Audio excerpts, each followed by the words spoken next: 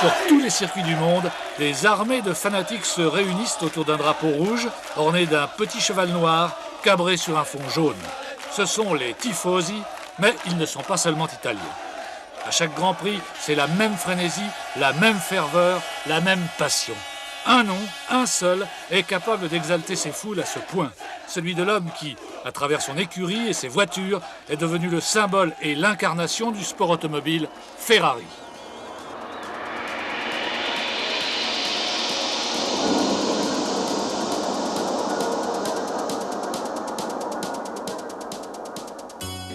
Le paradis terrestre du sport automobile existe. Il est situé en Italie, mais loin des métropoles industrielles du Piémont et de la Lombardie, au cœur de la rurale province de Romagne-Émilie entre Bologne et Modène. Il se nomme Maranello.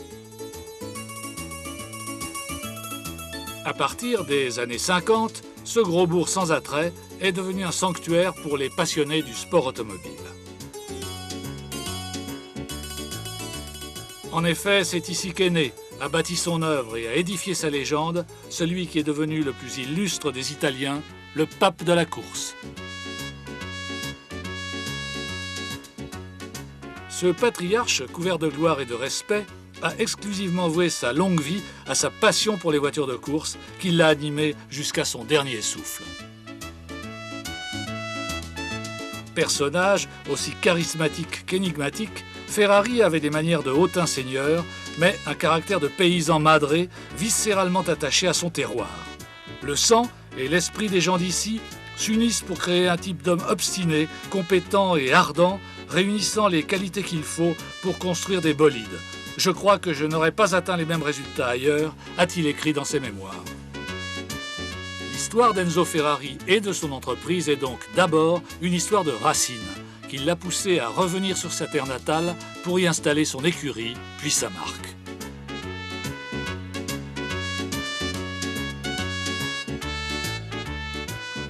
Mais ce fut aussi l'histoire d'une révolte, après de nombreuses années passées à Milan au service d'Alfa Romeo, où il avait réussi à accomplir sa vocation d'enfant.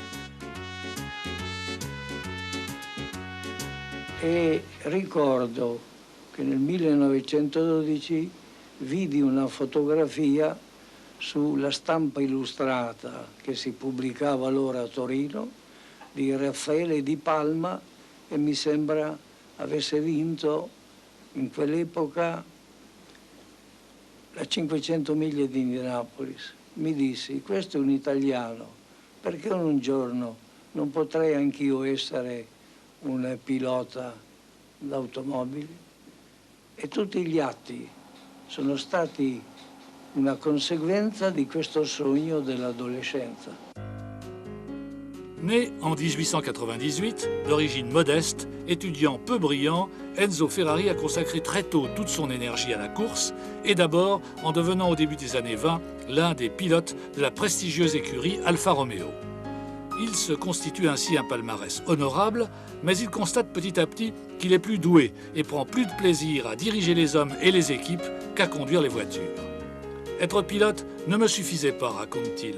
J'ai bientôt éprouvé l'impérieux désir de faire quelque chose pour l'automobile, cette créature que j'aimais par-dessus tout. Abandonnant le pilotage, il va trouver sa voie en devenant l'animateur de l'écurie milanaise dont il a réussi à faire transférer les ateliers à Modène. Io non ho avuto la possibilità di studiare, mi sono fermato a quella che una volta era la terza tecnica, che oggi equivale alla terza dell'obbligo. Però nella vita mi sono sempre contornato di persone molto colte, capaci e soprattutto pervase dal desiderio di avere successo. À plus de 50 ans, Ferrari sera nommé ingénieur honoris causa pour le récompenser de ses victoires. Mais il répétait à l'envi qu'il ne se considérait pas comme tel. « Je suis seulement un agitateur », se plaisait-il à dire pour décrire son rôle et son action. À partir de la fin des années 20, donc, il fonde la Scuderia Ferrari, qui a pour mission exclusive de faire courir les Alfa Romeo officiels. Et sur leur flanc, le glorieux trèfle à 4 feuilles va petit à petit céder la place au Cavallino Rampante, qui deviendra plus tard plus fameux encore.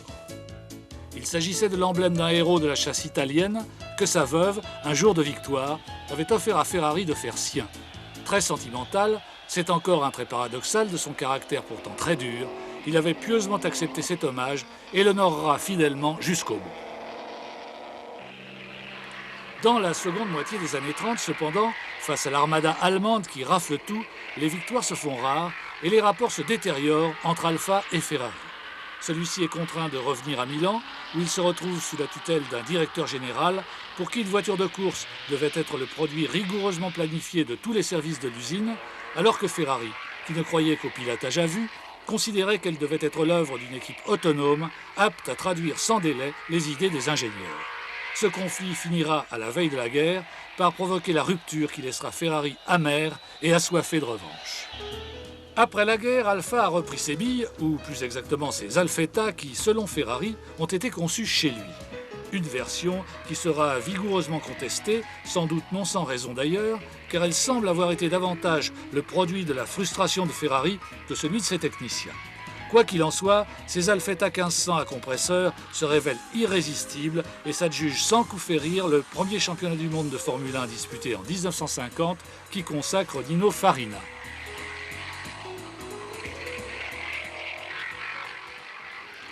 De son côté, Ferrari s'engage désormais sous son nom et choisit une solution technique différente avec un moteur non suralimenté de plus grosse cylindrée. Ascari termine 5e, le premier championnat de l'histoire de la Scuderia Ferrari. En 1951, les Alfa dominent encore, mais les Ferrari deviennent dangereuses et González s'empare de la pole position à Silverstone. Una corsa muy difícil, porque para mí es la primera vez que voy a correr en este difícil circuito. Le 14 juillet 1951, Ferrari va prouver comme il l'avait rêvé que sa notoriété acquise chez Alfa était méritée, car son pilote Froilan González va battre Fangio et donner sa première victoire au néo-constructeur de Modène. En savourant sa revanche, Ferrari déclarera « J'ai pleuré de joie, mais de peine aussi, car j'avais tué ma mère ». Autodidacte de génie, décidément, notre héros faisait aussi de la psychanalyse sans le savoir.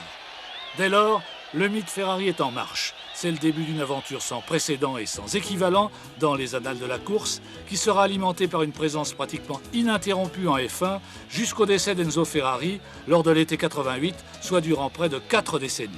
Animé par une éblouissante constellation de grands champions, ponctué par 9 titres mondiaux enlevés par ses pilotes, 8 acquis par son écurie, 103 victoires et 110 pole positions entre 51 et 90.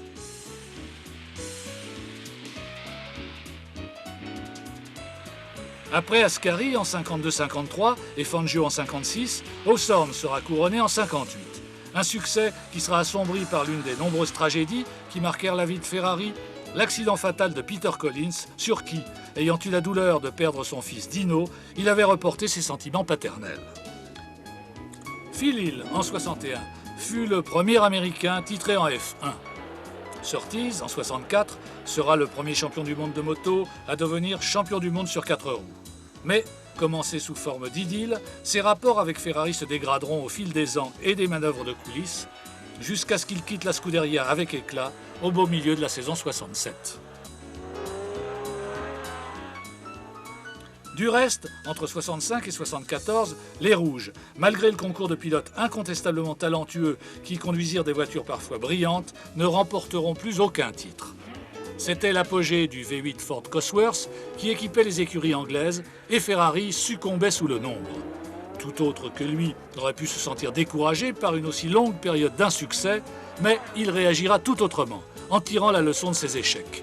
Remettant en question sa conception de la course, il va renoncer aux épreuves d'endurance auxquelles il tenait pourtant beaucoup et regrouper toutes ses forces dans une équipe de Formule 1 mieux structurée. Pour mener à bien cette opération de renouveau, Ferrari se montrera particulièrement avisé en choisissant Niki Lauda. Sous son impulsion, la Scuderia va connaître dans les années 74-77 un véritable âge d'or. En 4 saisons, 2 titres pilotes, 3 couronnes constructeurs vont sanctionner une incontestable supériorité technique qui ne sera interrompue en 78 que par la maîtrise de l'effet de sol par Lotus.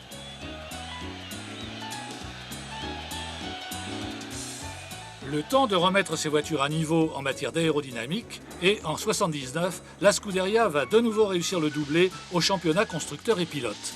Cette fois, c'est au tour du Sud-Africain Jody Scheckter d'être couronné. Or, la suprématie de Ferrari est telle que seul le propre coéquipier de Scheckter, Gilles Villeneuve, représentait pour lui une réelle menace. Mais le fougueux québécois se montra d'une loyauté absolue envers son leader désigné, renonçant à lui disputer le titre et se contentant de l'aider à se l'assurer en le protégeant contre les efforts de ses plus dangereux rivaux.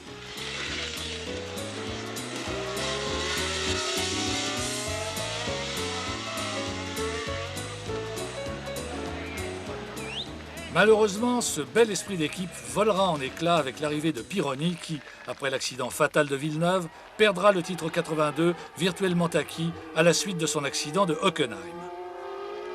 Comme Lauda 6 ans plus tôt au Nürburgring, décidément, le Grand Prix d'Allemagne aura coûté cher à la Scuderia et à ses pilotes. Avec Tambay et Arnoux, la Scuderia remportera 4 victoires et le titre constructeur en 83. Ferrari, en engageant Alboreto l'année suivante, surmontera sa réticence à faire courir un Italien pour tenter de regagner le titre pilote. Mais en vain, en 85, McLaren et Prost mirent encore les rouges en échec. Leur prestige restait pourtant intact.